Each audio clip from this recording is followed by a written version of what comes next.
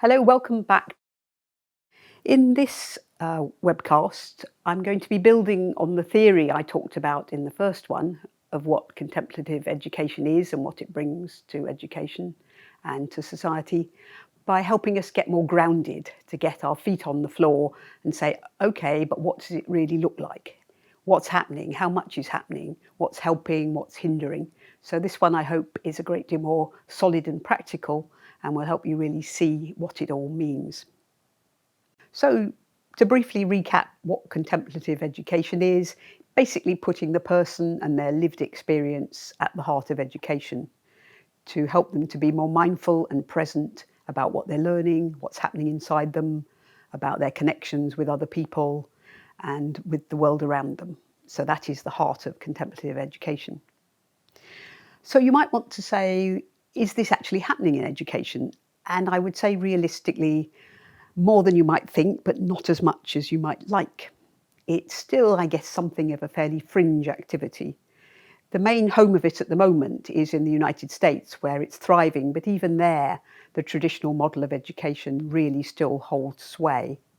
And by a traditional model, I'm sure you're all familiar with this from your own childhoods and backgrounds, but it's about education for individuals, education for competition, for achievement, for tests, for scores, to prepare you for a career or a job, where you learn separate subjects not connected with one another, and where knowledge is something that's out there and that you have to acquire.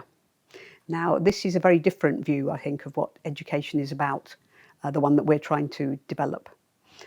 And it's really quite fundamental and radical, but it's really only just starting out. And it's quite interesting that one of the ways we start to slide it into schools is actually by engaging with that traditional model of what education is. Because interestingly, for young people who practice mindfulness and focusing practices, they very often, the evidence shows, do better in their schoolwork, in their achievements, and in their performance of various kinds. And sometimes trotting out that evidence to a school leader or a university vice-chancellor is a very good way of getting it in there. So let's not ignore that completely. So how many programs are there, or how many approaches are there in Europe or across the world? We really don't know. No one's done a survey of that. But an indicator, I think, of the tip of the iceberg is that where people have published papers on mindfulness as an intervention, sometimes called a mindfulness-based intervention or MBI, they've come up with at least 35 programs that pass the most rigorous tests with randomized control trials and similar rigorous research. So if that's the tip of the iceberg, we know there's a great deal that's happening in schools. And it's a major industry with publications, conferences, books. So if you look at the web, you will find it everywhere. So it is without doubt flourishing. Now, we in the Mind and Life Europe have been focusing particularly on finding out what's happening in European schools and universities. We're still rather working on the universities angle, so watch this space on that one. So I'll mainly here talk to you about schools-based programs, although a lot of what's happening there is very applicable in universities. We've got a database of 20 programs now happening in many different countries right across Europe. Quite a lot of them start life as this mindfulness-based intervention. It's a kind of boxed up thing that you drop into a school, 6 sessions, 8 sessions. Sometimes you evaluate it to see how it went. Sometimes you have a control group. It's a great way of getting started. And as I'll say in my next podcast, it actually does make quite a difference. But most of them really hope that things are going to embed more than that and to gradually spread out into school ethos. And one way that they make sure that this is likely to happen is invariably starting with the teachers, not the pupils. Now, schools often turn up at your door and want a quick fix-it for their students' problems, mental health, emotional difficulties, learning, and hope that mindfulness will help them with that. What we try to get across, all the programs get this across, is we always start with ourselves. You can't help anybody to be more insightful about themselves and their experience than you're able to be yourself. And kids absolutely know if you don't practice. We've heard this time and again from young people in schools and universities. We don't like being taught by people who don't have a practice, who really don't walk the talk. So we have to start with ourselves. Now, having said that, there's a real range of programs out there, and many people pick and choose, move across different ones. There's some that are really structured and will give you a script and PowerPoints to really do everything you need to do. Excuse me. Others are rather looser, and you start with general principles and let teachers build their own curricula around that. Some of them involve parents, some of them have materials for rolling out right across the school. So they're all quite different. So what's helping this work to go well and what's getting in the way?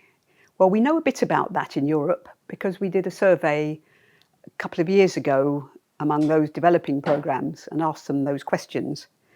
What we found is that this work is pretty patchy, that it's going relatively well in Western Europe. I come from the UK, where it's really quite thriving. Not nearly so well in Eastern Europe or Central Europe, where there's a lot of interest, but not yet a lot of examples of programs and practice. It's going well where schools at least pay lip service to the idea of a holistic approach, where they recognise, at least in theory, that young people have got bodies and spirits and emotions as well as minds, even if they don't always practice what they preach in secondary schools, particularly. So where that theory is established, it's much easier to get this work going. It's going well, and I think this is quite essential, where you have a really good solid background of adult mindfulness happening in mindfulness-based stress reduction or cognitive therapy classes, where it's happening as part of psychotherapies, where it's kind of becoming more part of people's everyday experience. So you have that to draw on. And it's going well where governments understand it and might put some funding into it. In the UK, it might interest you to know that 150 MPs have apparently done an 8-week mindfulness course. People often say at this point, not that you'll notice, so we might wonder how much worse it would be if they hadn't. But they say that it's helped them to see the priorities and to understand the other side better. It's going well where there's more university involvement, and we found 30 universities researching this area. But what are the barriers? What's preventing it going well? Now, actually, these apply right across the board, quite interestingly. I think everywhere mindfulness is fashionable but not well understood. We find that even in schools that are teaching it with programs, that teachers really often either don't know or they kind of forget what the point of mindfulness and contemplative practice is. They turn it into fix-it. They turn it into relaxation and positive thinking, leaving out this vital part that it's about simply being with what is, being with the difficult, getting alongside suffering as well as joy, and taking a curious interest in that, not trying to change things. And that seems to be quite difficult for teachers to hang on to. I think we're all rather fix-it type professionals who want to make everything better for people immediately. And we need to keep working on that one for the teachers themselves and for their students. It's often criticised for being religious. Buddhism by stealth is what many people worry about. It's also, ironically, being criticised heavily by deeply dyed Buddhists who think that it's all instrumental stuff. A phrase, McMindfulness, you might have heard, where it's been turned into a cheap commodity to be used to fix people, to help people cope with unacceptable levels of stress. And basically the deep teachings of traditional wisdom practices are being misused in school contexts. Now, as you may have gathered, that's not a view that I would follow. I tend to prefer the get it in there somehow Trojan mole theory. But I think we have to respect that all of these balances need to be looked at. And certainly, even where it's going well, we do, if we're not careful, risk this dilution of its real core meaning. And governments are very keen sometimes to roll this stuff out quickly and cheaply and to cut corners on the vital, deep training that teachers need to really get this across. So what really helps? What's helping to develop this work? Well, what we're doing right here, exchanging ideas, knowledge, and that's what we're doing in our community of learning from one another. getting out of our silos, getting out of our competitive little boxes, getting out of the idea we've got to push our program or our approach, and learning from one another. We know that it's essential to start with the adults, as I've said, and so that we really get authentic mindfulness on the go. And that is what is the foundation for good mindfulness in schools and universities.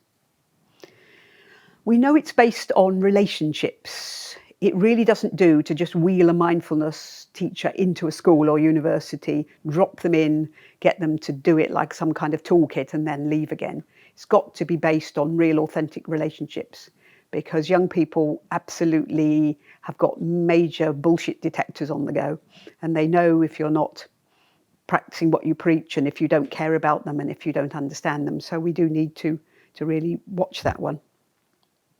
It needs to be engaging for the young. Guy Claxton will talk to you about this. It needs to be relevant and fun.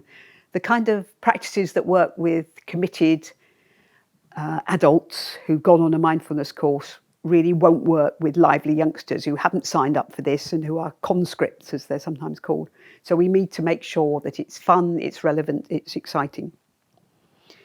And we do need to make sure that we do no harm, and that we do know that mindfulness is not for everyone. It's not for people who are currently depressed. It may not be for kids who've had a lot of trauma. We may need to take that quite slowly and carefully, because we don't want to do harm. There's no evidence so far that mindfulness in schools does do harm, but let's take care and go slowly. And I think finally we know that it really works if, when you're developing mindfulness or contemplative approaches in schools, in universities, you practice what you preach yourself and take it slowly. You can't force this on people. You can't hurry it through a curriculum. You can't make it happen. You have to let the process slowly do the work.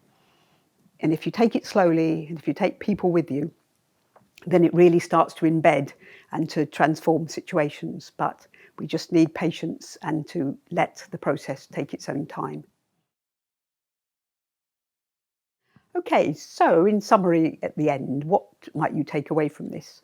Well, I hope you take away that there is perhaps more happening than you thought there might be. You might like to find out what's happening in your locality, in your local school or your university. If your friends who are teachers or your own children start to talk about this, you might be interested, find out how it's going down. But I would suggest you don't work too hard to try to force this into schools or onto contexts where people aren't ready for it. Just find out what's happening and support where you can. But we do need to make sure that people are ready for this. And if we just try to impose it in situations where people aren't ready, it can come and go and not make a difference. So let's all of us make haste slowly and enjoy what's going well so far. Thank you.